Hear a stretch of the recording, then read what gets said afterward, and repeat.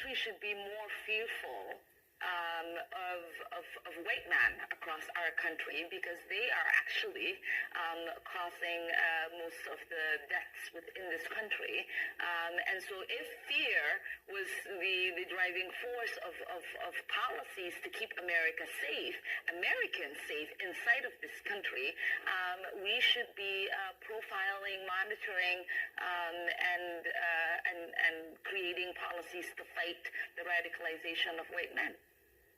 Listening to Ilhan Omar talk about how horrible and terrible and dirty and everything else that this country is, denigrating this country, denigrating half the people in it. This country has been very kind, benevolent, and gracious to her and countless others. We gave her asylum. We gave her a place to live. We gave her an education. We gave her a pathway to become a sitting United States congressman. But to me, it goes deeper than that. See, I'm an Iraq and Afghanistan veteran. I was 22 years old when those planes flew into those buildings, and me and thousands of other young men across this country answered the call to go over there and combat this evil that was on our shores, that had finally hit us.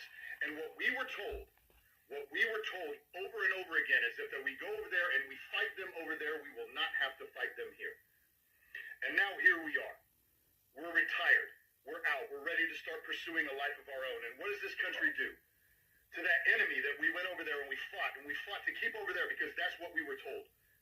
We kissed our families goodbye. I watched my wife cry while I got on that bus to go to the airport or go to the airfield. I watched my son cry because he didn't know if or when he was going to see me again. And then I come home. I've been retired for 8 years.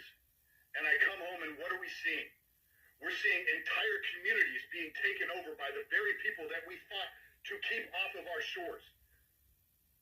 Dearborn Mission is completely freaking taken over.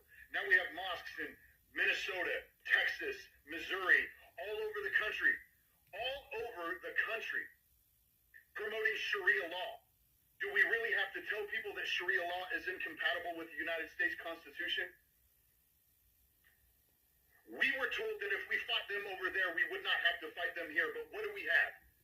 What did you do? You elected it mayor of New York. You gave it Senate seats in Minnesota. Now I want you to turn around. I want you to find an Iraq and Afghanistan veteran somewhere around you, and I want you to look them in the eye and tell them why they should not feel betrayed. Do it. I dare you. As their representatives in our country preach to us about our Constitution and how our country is no good, we're not going to put up with these kind of assaults.